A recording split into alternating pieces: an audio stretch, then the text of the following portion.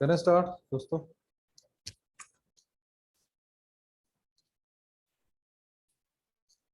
Yes sir.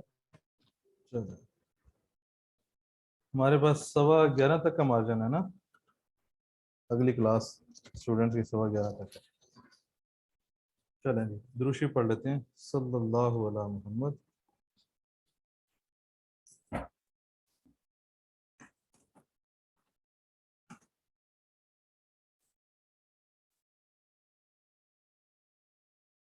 IS 38 intangible assets हमने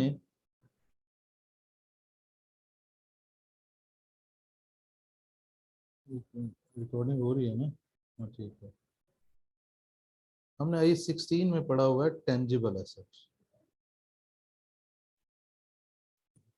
जिसमें buildings, lands, property, vehicle, इस तरह की चीजें जो फिजिकल एग्जिस्टेंस रखती हैं, जिसको हम टच कर सकते हैं, महसूस कर सकते हैं, देख सकते हैं। इनटेंजिबल एसेट जिनकी फिजिकल एग्जिस्टेंस नहीं होती वो IS 38 में कवर होती है। अगर इसको देखें, ये भी एक रिसोर्स है। एसेट को अगर देखें, एक रिसोर्स होता है जो कंपनी के पास है। अब जाहिर है उसने उसको खरीदा होगा, जो कि उसका पास्ट इवेंट बना होगा, उससे उसको फ्यूचर इकोनॉमिक बेनिफिट्स आने हैं। अब जब हम आते हैं इंटेंजिबल एसेट पे, कमर्शली वायबल मतलब ऐसी प्रोडक्ट, लेट से कि आप एक सॉफ्टवेयर की बात करते हैं, कमर्शली वायबल क्या होगा कि या मैं उसे इस्तेमाल कर सकता हूँ या सेल कर सकता हूँ, तब भी वो इस डेफिनेशन में आएगा। अगर वो इन दोनों क्राइटेरिया पे पूरा नहीं उतरता, फिर तो वो इंटेंजिबल एसेट है ही नहीं। फिजिकल एग्जिस्टेंस नहीं है लेकिन आइडेंटिफाइबल है, और नॉन मॉनिटरी।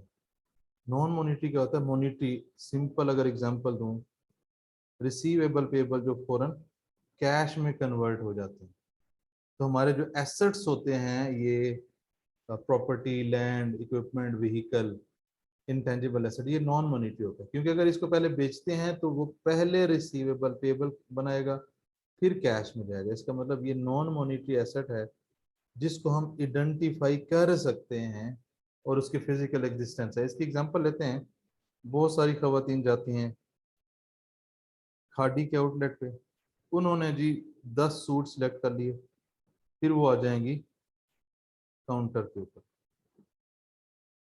काउंटर के ऊपर उस बंदे ने जो काउंटर पे खड़ा है वो स्कैन करेगा और वो सिस्टम में चीजें ऐड करता जा रहा है। एंड पे वो कहेगा इतना बिल बन। तो बेसिकली जहां पे उसने स्कैन किया, जहां पे वो आइटम की रिकॉर्डिंग थी, जहां पे उसकी प्राइस थी, वो एक सॉफ्टवेयर है।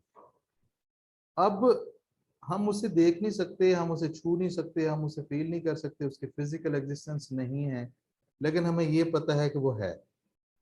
एक ऐसा सॉफ्टवेयर है जिसमें वो चीज़ें स्कैन की जा रही हैं, जहाँ पे उन चीज़ों का रेट है, जहाँ पे उसकी कैलकुलेशन हो रही है, इन स्टॉक अवेलेबल है, और हमें वहां से बिल बना के बताया जा रहा है। फिर जब आप पैसे देते हैं, पैसे भी उसी सिस्टम में पंच किए जाते हैं। इसको हम कहते हैं intangible assets. Monetary non monetary का मैंने बता दिया जी। डेफिनेशन,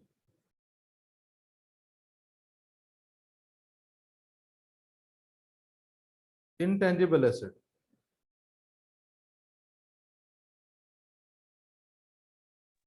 सर क्लियर है। ओके। और बाकी लोग? सर क्लियर है सर, आपने एग्जांपल ही इतनी अच्छी दी है। हाँ हाँ हाँ हाँ, इसीलिए मैं खवातीन वाली एग्जांपल देता हूँ ताकि उनको याद आ जाए कि हम ये काम करते रहें। 3 इसके कैरेक्टरिस्टिक्स होते हैं। ये हमने देख लिया कि उसकी फिजिकल एग्जिस्टेंस नहीं है और वो आइडेंटिफाइबल भी है। अब ये एंटिटी के कंट्रोल में है। मतलब अब खाड़ी ने जो सॉफ्टवेयर बनाया है, ऐसा तो नहीं है कि सफायर आके वो सॉफ्टवेयर उठा के ले जाए, चलो यार ये भी इस्तेमाल करें, आप भी कर लेते हैं। नहीं, it is controlled by the entity. फिर ये उसकी एक्सप्लेनेशंस हैं। एंटिटी के कंट्रोल में होना चाहिए। अब जब एंटिटी के कंट्रोल में होगा तो उसी के उसके बेनिफिट्स उसी को मिलेंगे। दूसरा इससे बेनिफिट नहीं ले सकता, आपके इसके ऊपर लीगल राइट्स हैं। आपने इंटरनली सॉफ्टवेयर को बनाया, यानी कि अगर खाड़ी ने एक सॉफ्टवेयर बनवाया है अपने लिए, तो वो उसी का है, उसी के लीगल राइट्स हैं, उसी के बेनिफिट्स मिल रहे हैं। ऐसा नहीं है कि सफायर आ जाए, आपके पास बोनेंजा आ जाए, इस तरह के जितने भी हैं, जे डॉट, ये सारे आ जाएं और कहेंगे हमें सॉफ्टवेयर दे दो, तो नहीं, ये मेरा है। फिजिकल एग्जिस्टेंस नहीं है,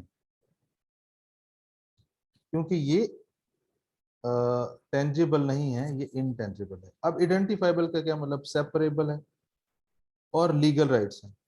होता क्या है, जब मैं सॉफ्टवेयर डेवलप करवाता हूँ तो मैं उसके राइट्स लीगल करवा लेता हूँ, यानी कि मेरे नाम पे आ जाते हैं। जैसे आप प्रॉपर्टी अपने नाम पे करवाते हैं, इसी तरीके से सॉफ्टवेयर वगैरह भी अब अपने नाम पे करवा लेते हैं। इसको कहते हैं राइट्स अपने नाम पे करवाना। जी, यहाँ पे कोई सवाल?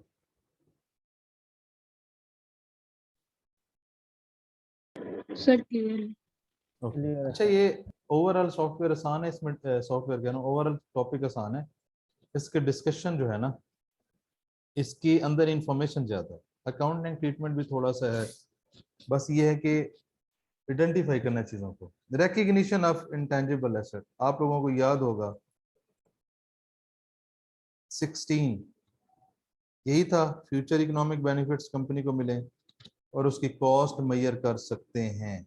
एग्जैक्टली ये 100% सेम है जैसे 16 में था, यानी कि एक ऐसा एसेट है जिससे मुझे बेनिफिट्स मिलने हैं, यानी कि उसने मुझे कमा के देना है और उसकी कॉस्ट भी मुझे पता है।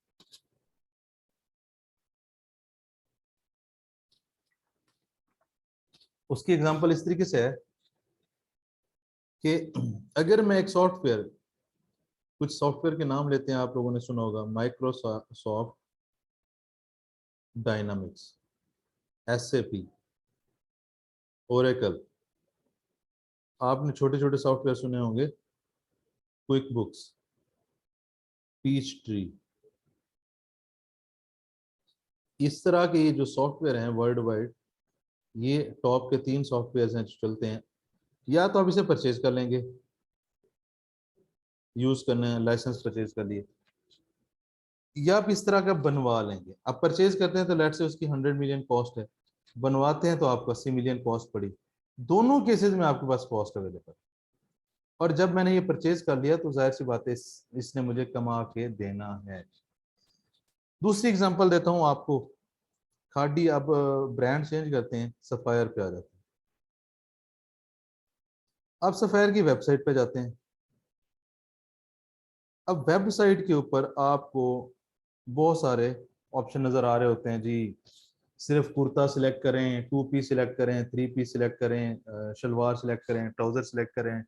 बंदों के उसमें आ जाते हैं, उसके जो मेंस वेयर में उसके 3 पीस, 2 पीस, ठीक है, कैजुअल शर्ट्स वगैरह सारी चीजें।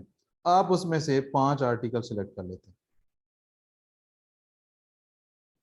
5 आर्टिकल सिलेक्ट करके उधर ही आप अपनी कार्ड की डिटेल देते हैं, उधर ही आपकी पेमेंट हो जाती है, और वो कहते हैं जी आपको डिलीवर हो जाएगा, और आपको डिलीवर हो भी जाता है। तो this is also called software. तो वेबसाइट्स भी आप जो इस्तेमाल कर रहे होते हैं, ये भी सॉफ्टवेयर है। तो क्या ऐसे हम ऑनलाइन चीजों को मंगवा सकते हैं? Yes sir. अच्छा, जो रोजमर्रा जिंदगी में हम यूज करते हैं, उबर करीम आजकल नई जो है ना ट्रेंड में है, इन ड्राइवर, और फूड पांडा, और कौन सी थी, ग्रोसर, ग्रोसर ऐप, ये सॉफ्टवेयर है सारे। क्या ख्याल है, हमने इसको जिंदगी में यूज तो किया हुआ, लेकिन हमें पता नहीं कि क्या है इनकी अकाउंटिंग क्या है। हम सीए बैकग्राउंड के लोगों को इन इस तरह की चीजों का पता होना चाहिए। ये सारे सॉफ्टवेयर हैं। आप कहीं पे खड़े हैं, आप उबर मंगवा लेते हैं। आप कहीं पे खड़े हैं, आप क्रीम इन ड्राइवर मंगवा लेते हैं। आपको भूख लगी, आप फूड पांडा लेके फूड पांडा से खाना मंगवा लेंगे। आपको रात को डांट पड़ रही है अम्मा जी से, अगर आप मैरिड हैं तो बीवी से, आप घर बैठे बैठे ग्रोसरी मंगवा लेंगे। फिर मेडिकल मेडिसिन की बड़ी एप्स हैं। तो ये सारे सॉफ्टवेयर हैं। क्या ख्याल है, कुछ लिंक्स बन रहे हैं दोस्तों? Yes sir. कोई गलती से कुछ समझ तो नहीं आ रहा? हाँ जी, सर आ रहा है समझ। बस आमना को आ रहा है, बाकी लोग नौशिरवान, इजाज, जवेरिया, शुएब, वजाहत, वजीहा, सर आ सरमद। रहा है समझ। चलो जी, दो क्लियर है खवातीन। सर जी। चलो जी, ओके। कुछ एग्जांपल्स देखते हैं। आप लोगों ने ये डिफरेंट नाम सुने कि पेटेंट्स होते हैं, ट्रेडमार्क होता है, कॉपीराइट होता है, लाइसेंस होता है, फ्रेंचाइज, गुडविल, इंटरनेट वेबसाइट। चलें, सबसे कॉमन आप लोगों ने जो सुना हुआ है उसको हाईलाइट कर लेते हैं। वेबसाइट्स का आपने सुना हुआ है, जैसे अभी हमने सफायर की एग्जांपल दी। आपने फ्रेंचाइज का सुना हुआ है, और आपने क्या सुना हुआ है? लाइसेंस का भी सुना हुआ है। ये तीन चीजें आपने सुनी हुई हैं। मतलब ये जो नॉर्मल बंदे को भी पता होता है कि यार वेबसाइट होती है, अच्छा जी ये फलां मैकडोनल्ड की फ्रेंचाइज है, फलां कंपनी की फ्रेंचाइज है, अच्छा जी उसके पास इस काम का लाइसेंस है। इस तरह की चीजें सुनी। अब इसको वन बाई वन देख लेते हैं। पेटेंट्स क्या होते हैं? मोनोपोली। आपने एक चीज बनाई, आपने उसको पेटेंट करवा लिया।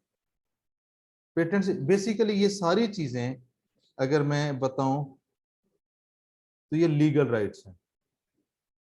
अब इन लीगल राइट्स के अलग अलग नेम हैं, अलग अलग तरह की चीज के लिए। तो हुआ क्या, अगर मैंने एक सॉफ्टवेयर बनाया है तो मैंने उसको पेटेंट करवा लिया है। करवाया तो यही है कि लीगल राइट्स अपने नाम करवाएं, ताकि ये किसी और के पास कोई और इसको यूज ना कर सके, मिस यूज ना कर सके, हैं ये लीगल राइट्स। अब पेटेंट क्या होता है? मिसाल के तौर पे कोक जैसी एक कंपनी आती है, वो फार्मूला बनाती है कोक की तरह का और उसको पेटेंट करवा लेती है। इसका मतलब है कि इस फार्मूला को यूज करके इसी कंपनी ने ही कोक जैसी बोतल बनाई। ट्रेडमार्क। आप लोगों ने देखा होगा डिफरेंट तरह के सिंबल्स, नेम, जैसे फॉर एग्जांपल CMADC को आप लोग देखते हैं केम के नाम से, नियर बियर को NP के नाम से। Basically this is trademark. क्या ख्याल है? स्टाइल्स। कॉपीराइट पे आ जाते हैं। कॉपीराइट्स होता है बुक से रिलेटेड। आपने कोई चीज पब्लिश करवाई, उसके कॉपीराइट है। जैसे आतिफ हाफिज साहब की बुक्स हैं, किसी और टीचर की बुक्स हैं। लाइसेंस। आप कहते हैं जी मैं गैस जमीन से निकालता हूं, मेरी ये कंपनी है, मुझे गवर्नमेंट से इसका लाइसेंस मिल जाता है। अब लाइसेंस्ड कंपनी ही गैस एक्सप्लोर कर सकती है। फ्रेंचाइज। मिसाल के तौर पे दुनिया में एक बहुत बड़ी बर्गर की, इसकी सबसे बड़ी जो एग्जांपल है वो फास्ट फूड रेस्टोरेंट्स में। एक बहुत बड़ी अमेरिका में बर्गर की कंपनी है, वो अपनी फ्रेंचाइज पाकिस्तान में खोले। अब सिर्फ उस बर्गर्स को वो फ्रेंचाइज ही ऑपरेट कर सकती है, सेल कर सकती है। नॉर्मल बंदा वो उस नाम से बर्गर नहीं बेच सकता। गुडविल का हमें पता है कि हम एक बिजनेस स्टार्ट करते हैं, लेट्स से कि 20 साल हो गए हैं मुझे बिजनेस करते हैं, अब उसका एक इमेज बन गया।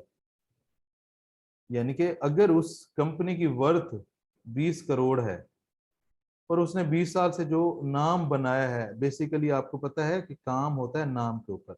मिसाल के तौर पे हम लाहौरी हैं, हमने लस्सी पीनी है तो हमें पता हो गया 3-4 नाम यहाँ पे चले गए।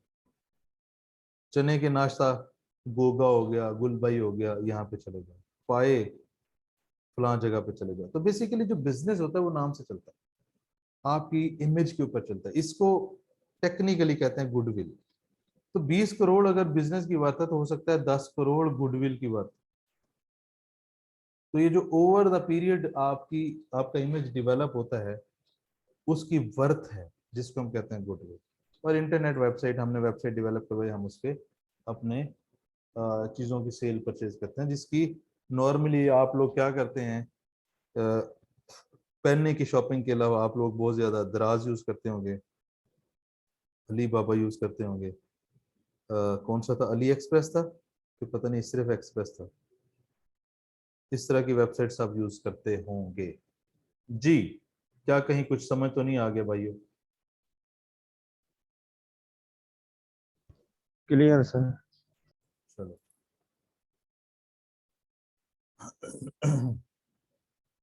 अब गुडविल के ऊपर थोड़ी सी डिस्कशन है। मैंने अभी बताया कि ओवर द पीरियड आपका इमेज बन जाता है। अब आप ये नहीं कर सकते कि यार अच्छा मेरे 10 करोड़ की गुडविल होगी है, मैं इसकी एंट्री कर दूं, ऐसा नहीं। आप खुद से ये नहीं कर सकते। हाँ, आप जब किसी बिजनेस को परचेज करेंगे तब उसकी रिकॉर्डिंग कर सकते हैं। मिसाल के तौर पे मैं कहूँ जी मैं 20 साल काम करते हुए हो गए, इसकी अब वर्थ 10 करोड़, 10 करोड़ है, लेकिन आप उसको रिकॉर्ड नहीं कर सकते। लेकिन जिसने खरीदा है वो इसको रिकॉर्ड कर सकता है। ये बात गुडविल के हवाले से याद रखें। ओके, आज इंटरेस्टिंग टॉपिक है, तो मजेदार है जी दोस्तों। यस सर क्लियर है। गपशप वाला टॉपिक है। Software licence. सर सर जो पेटेंट होता है वो फॉर्मूला को कहते हैं। जी बच्चे, वो मैन्युफैक्चरिंग से रिलेटेड होता है बेसिकली। मैन्युफैक्चरिंग, मैंने कहा ना, जितनी चीजें हैं ये सब लीगल राइट्स के लिए हैं कि आप कानून के लिहाज से उस चीज के हकदार हैं, आपने वो काम, आप वो काम कर सकते हैं। तो अब डिफरेंट तरह की, आप जैसे कॉपीराइट है वो बुक्स के लिए, पेटेंट मैन्युफैक्चरिंग के लिए, यस सर। ठीक है।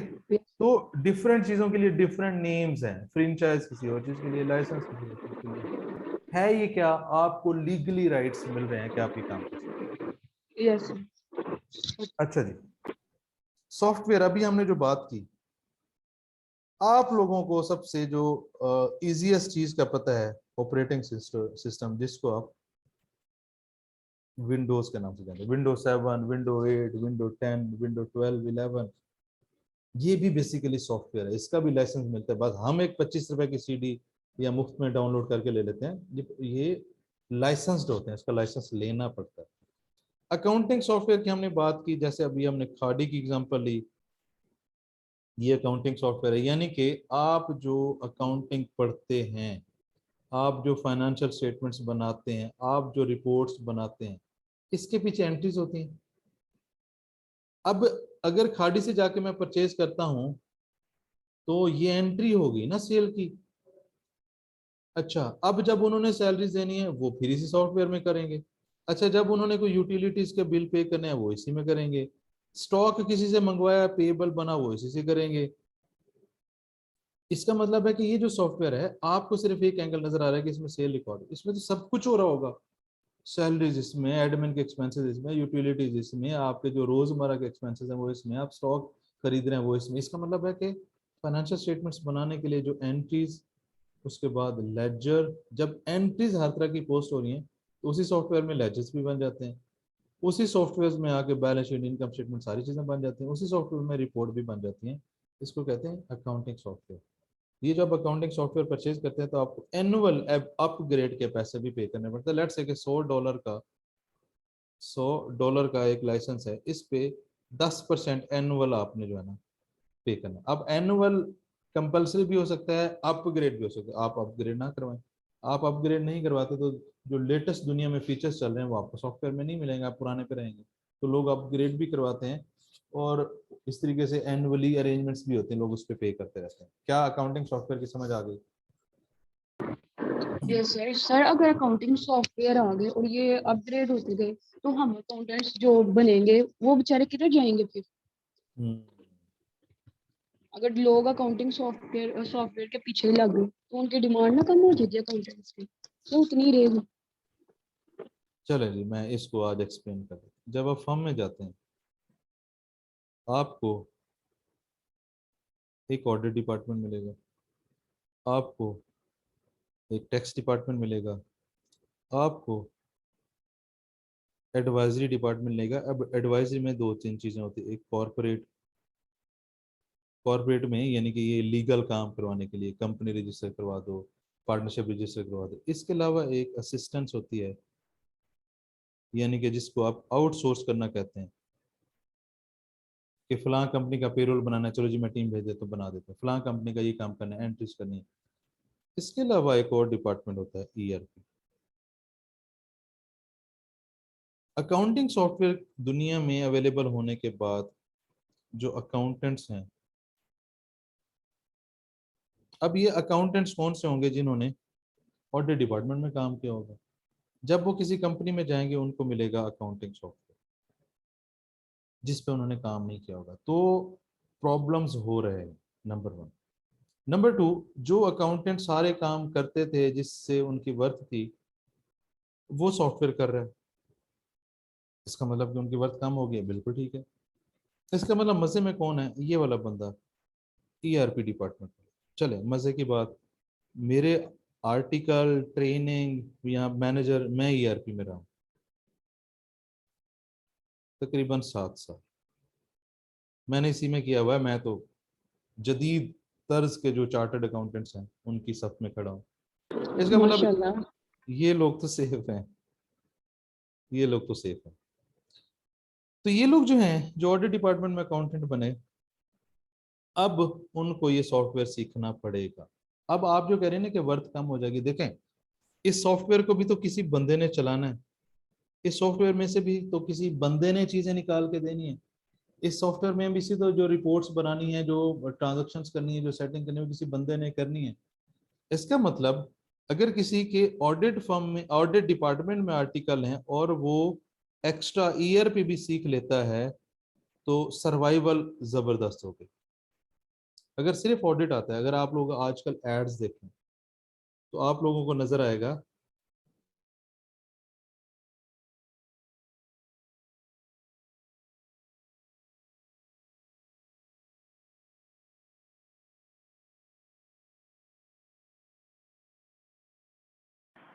लेकिन सर ईआरपी डिपार्टमेंट जो है वो तो बहुत कम फर्म्स हैं, मतलब बिग फर्म्स ही हैं जो इसको फॉलो कर रही हैं। एएफएफ है, केपीएमजी है और क्रू हुसैन चौधरी है, उसके अलावा तो देखिए है ऑडिट ही आर्टिकल, नहीं। तो ऑडिट अगर जब सुने सुने, लेट मी फिनिश।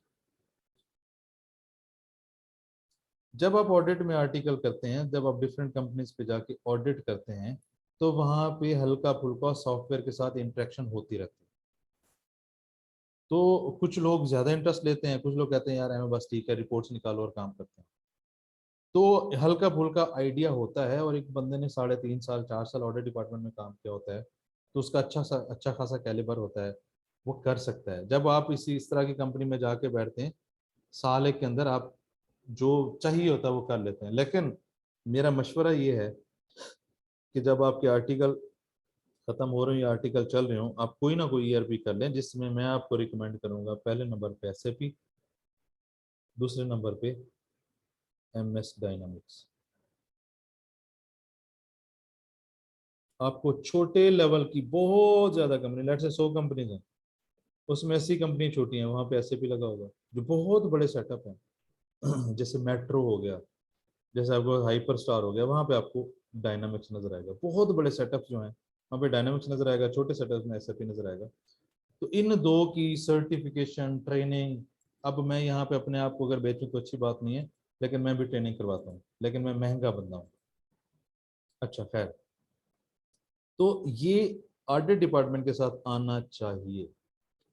और मजे की बात, आपके जो सर उसामा हैं, उन्होंने भी अपनी ट्रेनिंग ईआरपी में कंप्लीट की हुई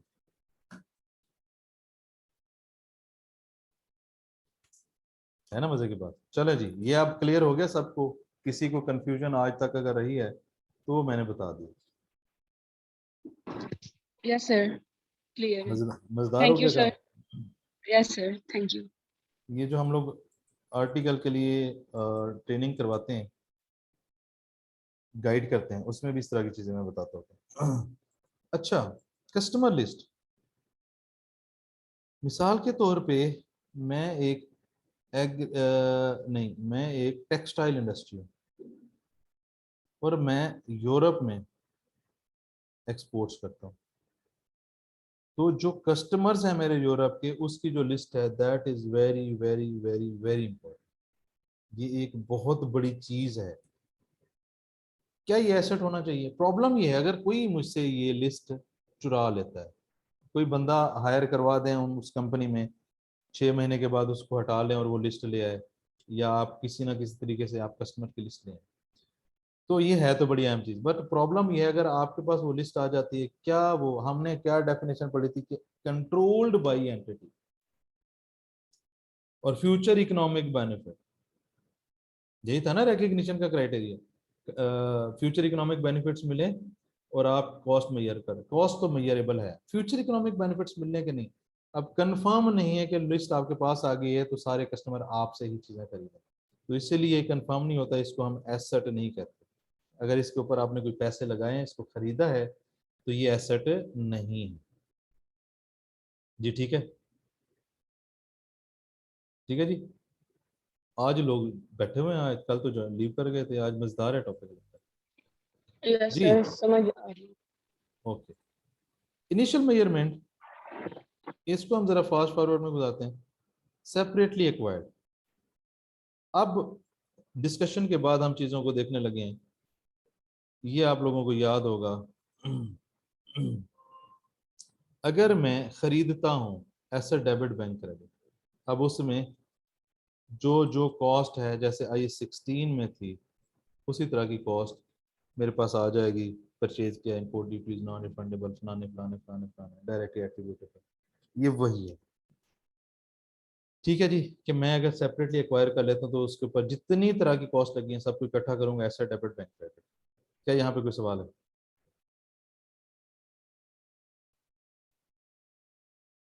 जल्दी, नो वक्त कम सर, है, क्लियर मुकाबला क्लियर। सबसे। इंटरनली जनरेटेड, अभी हमने बात की थी खाड़ी की कि उसने सॉफ्टवेयर बनवाया, तो हम सॉफ्टवेयर बना भी सकते हैं खुद से। कैसे बनाएंगे? मैं सॉफ्टवेयर इंजीनियर्स की 5 लोगों की टीम हायर करता हूँ और मैं अपनी रिक्वायरमेंट देता हूँ और कहता हूँ कि ये बनाओ। अब पहला फेज होता है रिसर्च, पहला फेज होता है रिसर्च। अब लेट्स से कि वो 10 आइडिया के ऊपर काम करते हैं, ठीक है। अब इसमें से पता नहीं है मेच्योर कौन सा होगा। रिसर्च तो मैं कर रहा हूँ। अगर आप लोगों ने हॉलीवुड की मूवीज देखी हो तो वो रिसर्च कंपनीज होती हैं जिसको फंड किया जा रहा होता है, तो जब उनके जो रिसर्च एक्सपेरिमेंट्स हैं वो नाकाम होते हैं, वो कहते हैं जी आप लोगों को हमने फंड नहीं करना। तो पता नहीं है कि कौन सी प्रोडक्ट मेच्योर होनी है, किसने बड़े होके प्रोडक्ट बनना है और कंपनी को फायदा देना। तो इस फेज के सारे एक्सपेंसेस को हम एक्सपेंस आउट कर देते हैं। क्या ये बात क्लियर है? रिसर्च चल रही है अभी, अच्छा यार ये कर लेते हैं, वो कर लेते हैं, उसने ऐसे किया था, इधर उधर से सारी। Yes sir. चलो, उसके बाद आती है डेवलपमेंट। आपको 10 में से लगा कि यार ये एक बड़ी होके ना, ये एक फलाने वाला सॉफ्टवेयर बन जाएगा, टेस्ट वगैरह कामयाब हो गए। अब ये इसकी जो क्राइटेरिया है वो है पाई रेट का, इस पे ये पूरे होने चाहिए। क्या आपको इससे बेनिफिट मिलेंगे? आप इसको बेच भी सकते हैं, यूज भी कर सकते हैं, आपको इसको कंप्लीट करने की कैपेसिटी भी है, आपके पास लोग भी पूरे हैं, फलाना फलाना फलाना फलाना फलाना। जब किसी रिसर्च के बाद उसमें से कोई चीज मिल जाए जिसको आप कैरी कर सकते हैं, जिसपे ये क्राइटेरिया पूरा हो, अब आप कह सकते हैं कि ये मेरा सॉफ्टवेयर बन जाएगा। अच्छा, इसको हम क्या करते हैं? कैपिटलाइज करते हैं। अब इसमें डिफरेंट तरह की एंट्रीज हैं। अगर आप देखें, इन प्रोसेस रिसर्च, नहीं, रिसर्च की हमने एंट्री कर ली, रिसर्च एक्सपेंस डेबिट, कैश या बैंक क्रेडिट। अब डेवलपमेंट में अगर हमने एक प्रोडक्ट जो सिलेक्ट कर ली थी जिससे ना सॉफ्टवेयर बनना था, अगर उसके ऊपर एक्सपेंस होता है, वो क्राइटेरिया मीट नहीं करता तो वो भी एक्सपेंस है। अगर क्राइटेरिया मीट करता है तो एसेट है। जब ये स्टेज डेवलपमेंट की पूरी हो जाती है, हम कहते हैं कि अब ये जो खाड़ी वाले ओनर हैं ये सॉफ्टवेयर को यूज कर सकते हैं। उसी दिन मैं सारी डेवलपमेंट को उठा के क्रेडिट करूंगा और इंटेंजिबल एसेट बना दूंगा। तो स्टेज का, stage 1 research expense, stage 2 development. इसमें दो हैं, अगर क्राइटेरिया ओके है तो ऐड करना है एसेट की कॉस्ट में, क्राइटेरिया नॉट ओके एक्सपेंस। जिस दिन मैं श्योर हो जाऊं कि हाँ जी मेरी प्रोडक्ट बन गई है, टेस्टिंग करने के बाद मैं इसको यूज कर सकता हूँ, उस दिन मैं डेवलपमेंट वाला जो एसेट है उसको खत्म कर दूंगा और इसको मैं इंटेंजिबल एसेट बना दूंगा। क्या ख्याल है? ये 3 बातें, ये this is the crux internally generated के लिए, याद रहेगी? Yes sir. Yes sir, clear है। रिकग्निशन प्रोहिबिटेड, ये मैंने बताया था, जैसे गुडविल है, इंटरनली जनरेटेड है, ब्रांड्स हैं, पब्लिशिंग टाइटल्स है, मस्ट एड्स हैं, ये इनकी इंफॉर्मेशन, ये अलग अलग डिटेल लिखी हुई है। ये आपने इसको पढ़ लेना कि इसको आप रिकॉर्ड नहीं कर सकते इंटेंजिबल एसेट। आप सिंपल ये रखें जो आपने खुद से इंटरनली जनरेट करने की बातें करते हैं। जैसे हमने सबसे बड़ी एग्जांपल देखी कौन सी, गुडविल की। गुडविल की हमने डिटेल में देखी और कस्टमर लिस्ट को भी डिटेल में देखा। इसको मैं एसेट नहीं बना सकता। चलें जी, इसको आपने देख लेना है। इनिशियल मेजरमेंट, गवर्नमेंट ग्रांट्स, आपको ग्रांट्स भी मिल सकती हैं, फिर आप क्या करेंगे,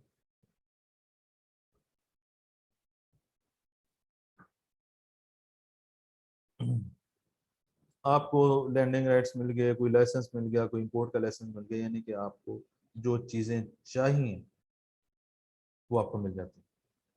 फिर आप क्या करेंगे, अकाउंटिंग एंट्री पे क्या करेंगे, अकाउंटिंग एंट्री आपकी ये होगी, नॉमिनल सी वैल्यू है, ऐसे डेबिट बैंक क्रेडिट। अगर फेयर वैल्यू है, यानी कि नॉमिनल वैल्यू लेट से 10,000 का, 2 करोड़ का है जो आपको गवर्नमेंट से मिला, उसको आप फेयर वैल्यू पे रिकॉर्ड करेंगे, इंटेंजिबल एसेट डेबिट। आपको कैश मिला क्रेडिट, और डेफर्ड इनकम क्रेडिट। और डेफर्ड इनकम को मैं पता है रिमेनिंग लाइफ के ऊपर इसको डिवाइड करके थोड़ी थोड़ी थोड़ी थोड़ी इनकम बनाते रहना है।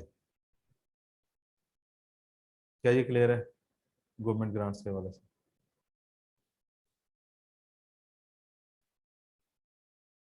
जी यस सर। ओके। IS-20 भी तो आप लोगों को, सर अगर कस्टमर लिस्ट परचेज भी करें तो भी कैपिटलाइज नहीं किया होगा। जी बच्चे, मैंने यही समझाया था कि वो जो रिकग्निशन का क्राइटेरिया है, फ्यूचर इकोनॉमिक बेनिफिट्स कंपनी को मिले और कॉस्ट लेवल में ये कर सकें। हमने परचेज किया, कॉस्ट तो हमारे पास अवेलेबल है, लेकिन ये श्योरिटी नहीं है कि बेनिफिट्स मिलेंगे। और बेनिफिट से क्या मुराद है, ये श्योरिटी नहीं है कि कस्टमर्स अगर आपके पास लिस्ट आ गई तो आपसे ही माल परचेज करेंगे। श्योरिटी दूसरा रिकग्निशन का क्राइटेरिया पूरा नहीं होता, इसलिए हम इसको कैपिटलाइज नहीं करते। सर लेकिन मिल भी तो सकते हैं ना, अगर हम कस्टमर लिस्ट परचेज करते हैं, मतलब बेनिफिट्स मिल भी सकते हैं। ये आप अकाउंटिंग इफ एंड बट्स पे तो नहीं चलती ना बच्चे, क्या ख्याल, आप श्योर हैं या नहीं है बस। अच्छा जी, एक्सचेंज ऑफ एसेट्स, ये भी हो सकता है। एक्सचेंज की कहानी आप लोगों ने सुनी होगी 16 में। आपके पास नया एसेट आया, आपने वो ऐड कर दिया डेबिट, पुराना एसेट निकाल दिया। कैश सेटलमेंट्स, ये आपको कैश मिल सकता है या आपको कैश देना पड़ सकता है, बैलेंस आपके पास P&L में आ जाएगा। पुराना एसेट निकाल देंगे, नया एसेट ऐड कर देंगे, कैश जो दिया है वो क्रेडिट कर देंगे, अगर लिया है तो डेबिट कर देंगे, और बैलेंस आपके पास आ जाएगा P&L। यानी कि एक एसेट देके दूसरा ले लें। जैसे आप लोग आजकल देख रहे होंगे कि पुराना मैट्रेस ले हैं, नया मैट्रेस ले जाएं, ऐसे ही कुछ है। इस तरह की एडवर्टीजमेंट्स आप देखते रहते हैं, यार पुराना एसेट ले आए, नया एसेट ले जाएं। तो ये एक्सचेंज होता है, आप पुराना एसेट दे के नया एसेट ले लेते हैं। अच्छा जी, ये आप लोगों को याद होगा 100% I-16 वाला है, यही मैंने बताया था कि 16 में जैसे एक्सचेंज होती है, ये एग्जैक्टली वैसे कि नए एसेट ने किस पे रिकॉर्ड होने हैं, ये 3 क्राइटेरिया से। जी यहाँ पे कोई सवाल? इंटेंजिबल में अमोर्टाइजेशन होगी, अभी तो रुको आमना, अभी तो सर मैं वो अभी तो मैं इनिशियली मेजर कर रहा हूँ। अभी तो 5 मेथड्स हैं, separately acquired, internally generated, exchange हो गया, गवर्नमेंट ग्रांट्स हो गया। ये अभी तो मैं इनिशियली रिकग्नाइज कर रहा हूँ, आगे तो सर मैं वो ये नहीं। भाई ने पूछा था तो मैंने उन्हें आंसर किया। ओके ओके, चलें जी। एक्वायर्ड इन बिजनेस कॉम्बिनेशन, जब आप कंसोलिडेशन की बात करते हैं, कंसोलिडेशन की बात करते हैं, आपने सब्सिडी को खरीद लिया, उस समय आपके पास बहुत सारे एसेट्स आ जाते हैं। इसकी सबसे बड़ी एग्जांपल, आज जब सब्सिडी को खरीदते हैं तो आपने गुडविल को भी परचेज किया है। अब इसके अलावा भी उसके पास बहुत सारे एसेट्स हो सकते हैं, इंटेंजिबल एसेट्स उसकी बुक्स में, अगर वो क्राइटेरिया मीट कर रहे हैं तो ओके, वो इंटेंजिबल एसेट्स हैं। क्राइटेरिया मीट नहीं कर रहे तो वो इंटेंजिबल एसेट्स नहीं है। अब cost of acquired intangible assets, in process research and development, और इन प्रोसेस के ऊपर सब्सिक्वेंट, यानी कि या तो उसके पास इंटेंजिबल एसेट्स बनाया है, आपने परचेज कर लिया, एसेट है। अगर वो एक ऐसे प्रोजेक्ट के ऊपर था जो डेवलपमेंट फेज में चला गया, आपने उसको रिकॉर्ड करना है, और सब्सिक्वेंट एक्सपेंडिचर जब इस डेवलपमेंट के ऊपर होंगे आपने उसको रिकॉर्ड करना है, यानी कि आपने भी उसको कैरी करते रहना है एसेट के तौर पे। तो जब हम ये डिस्कशन कंप्लीट करते हैं तो हमारे पास इनिशियली सारे तरह के एसेट्स आ जाते हैं कि अगर आप उसे सेपरेटली एक्वायर करें, आप उसे इंटरनली जनरेट करें, आप उसे एक्सचेंज के थ्रू ले आए, और चौथा कौन सा था, गवर्नमेंट ग्रांट हो सकती है, पांचवा ये बिजनेस कॉम्बिनेशन में आ जाए। इनिशियली एसेट हम इनमें से किसी भी तरीके से रिकॉर्ड कर सकते हैं। अब इनिशियली हमारा जब एसेट रिकॉर्ड हो जाता है, अब हमारी बात आती होती है, ये कुछ एग्जांपल्स हैं, ये आप लोगों ने पढ़ लेनी है। Initially acquired and business combination से रिलेटेड। अच्छा, सब्सीक्वेंट मेजरमेंट, अब सब इनिशियली मेजर हो गया, अब ये इंटेंजिबल एसेट है। आपको पता है कि दो मॉडल्स हैं, cost model, revaluation model. Cost model का मतलब हमेशा ये 16 है। रिवैल्यूएशन मॉडल, यहाँ पे ना रिवैल्यूएशन मॉडल का एक प्रॉब्लम, जब हम बात करते हैं बाइक की, कार की, लैंड की, बिल्डिंग की, तो हमें पता है इसकी मार्केट अवेलेबल है। When we come to software, अब खाड़ी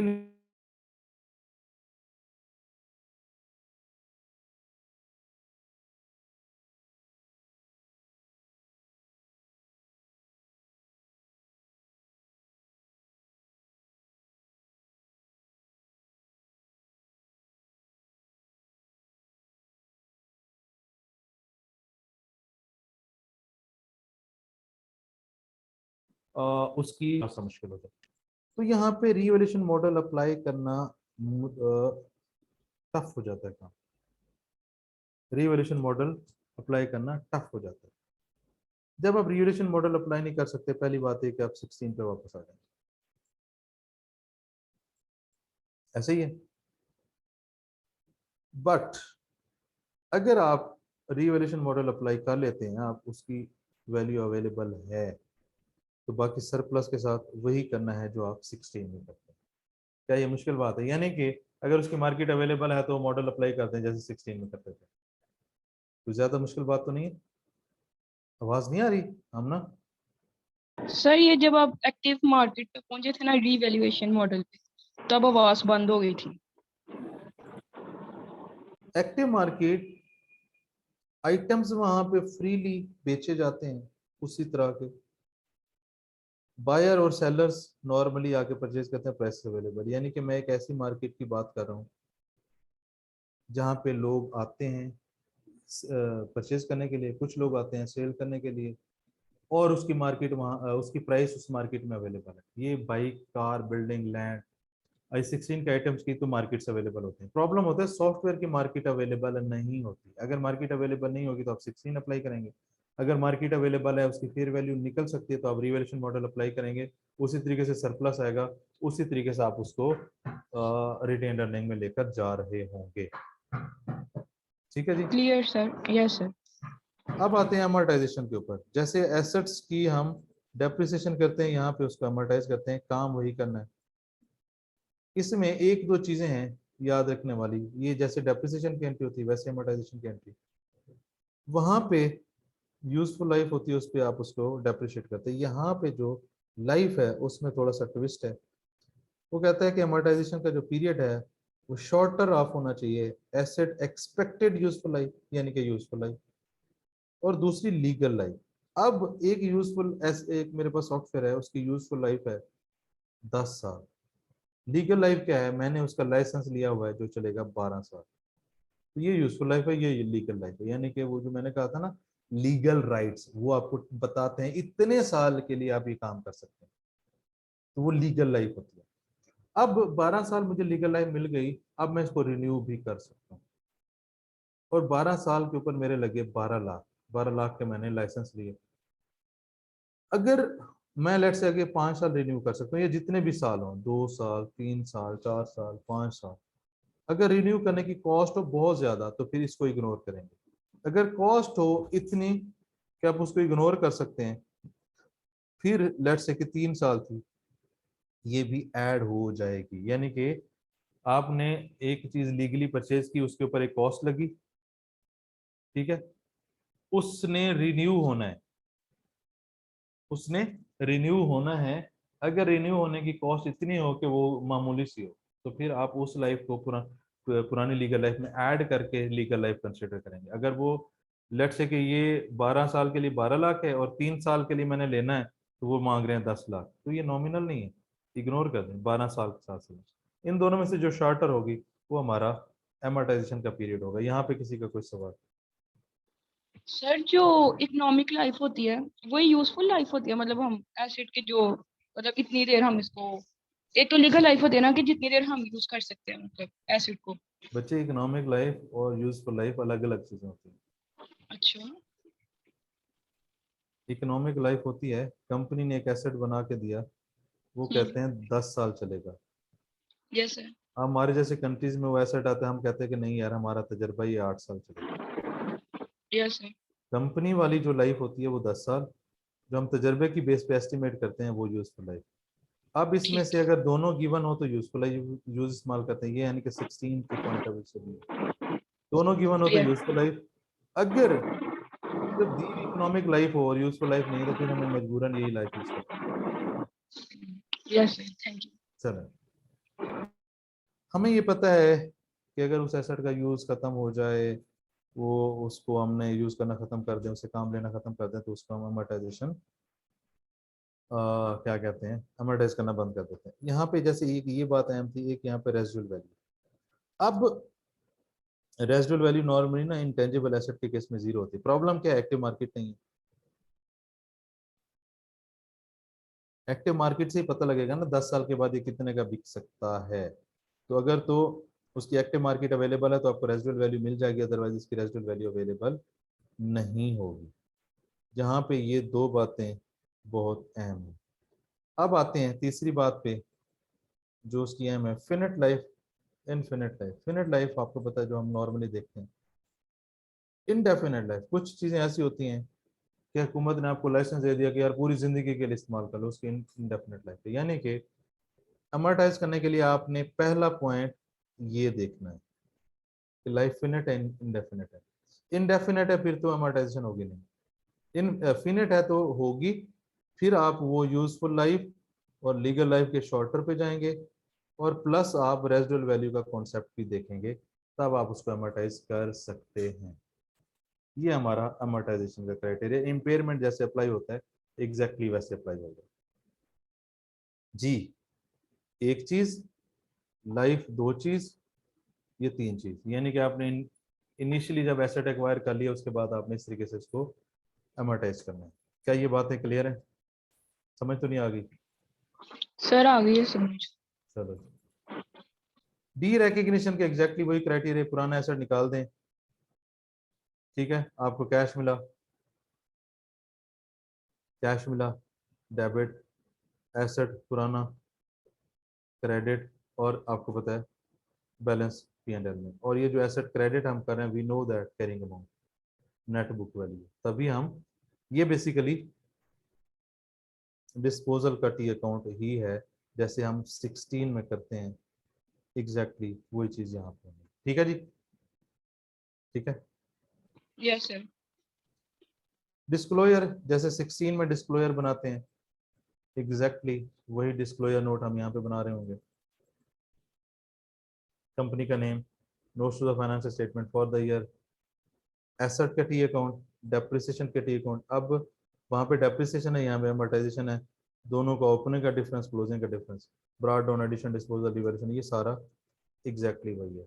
आपने अदर डिस्क्लोजर में क्या करना है, मॉडल कौन सा, अमोर्टाइजेशन का मेथड क्या है, यूजफुल लाइफ क्या है, अमोर्टाइजेशन के रेट्स क्या है, and we are done with IS38 समझ तो नहीं आया होगा। अगर मैं इसको क्रक्स में लिखूं, इनिशियल मेजरमेंट करने के बाद आपके पास इंटेंजिबल एसेट आएगा number 1। Subsequent cost model, revaluation model. Cost model IS16 वाला है, रिवैल्यूएशन मॉडल एक्टिव मार्केट के ऊपर डिपेंड करता है। अगर एक्टिव मार्केट नहीं है तो 16 पे ले आए, एक्टिव मार्केट है तो रिवैल्यूएशन पे ले आए। यहाँ पे फिर सरप्लस आएगा, वही रिटेन अर्निंग वो सारा होगा। फिर डिस्पोजल सेम है IS16 की तरह, और उसके बाद हमारा डिस्क्लोजर नोट भी सेम है IS16 की तरह। यानी कि इसमें जो चीज़ों को जहन में रखना है, इंटेंजिबल एसेट्स कौन कौन सी चीज़ें हैं, कौन कौन सी चीज़ें नहीं हैं, जो हमने वो इनिशियली मेजर किया 5 एरिया, वो जहन में रखें। और ये क्रक्स है क्या IS38 इतना ले जी। हमने लेट शुरू करके कितने बजे शुरू किया था जी? 10:30 तक किया था। और 50 मिनट में खत्म कर लिया, और आप लोगों के 4 मिनट में ऊपर ले गया हूँ 11:15 के मार्जिन से। ठीक है जी, हमारा साथ यहीं तक है। हमने 3 टॉपिक क्लास में करने थे, 3 की रिकॉर्डिंग देनी थी, रिकॉर्डिंग भी मिल गई आपको, और तीसरा टॉपिक भी आज हो गया। कोई कंफ्यूजन? आज वाला समझ आ गया? यस जी सर ये जो हम अदर डिस्क्लोजर्स होते हैं ये जरूरी होते हैं देने? जी बच्चे, मुझे कैसे पता लगेगा अगर मैं एग्जामिनर हूँ कि कौन सा मॉडल है, क्या रेट है, क्या लाइफ है? हैं? ठीक। Yes sir. हवा में तो नहीं बनाने। सरमत भाई, आज वाला समझ आ गया? सरमत, जवेरिया, माइक यूज माइक, जल्दी करें फिर इसको क्लोज करें।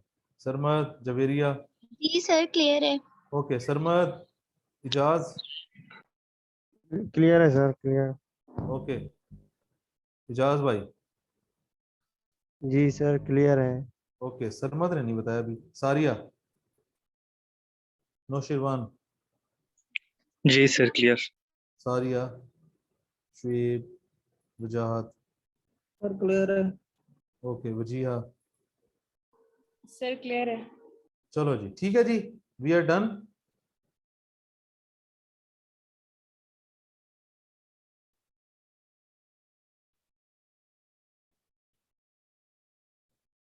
ठीक हो गया जी इंशाल्लाह। फिर बाकी कहीं ना कहीं किसी ना किसी सेशन में मुलाकात होगी। अस्सलाम वालेकुम।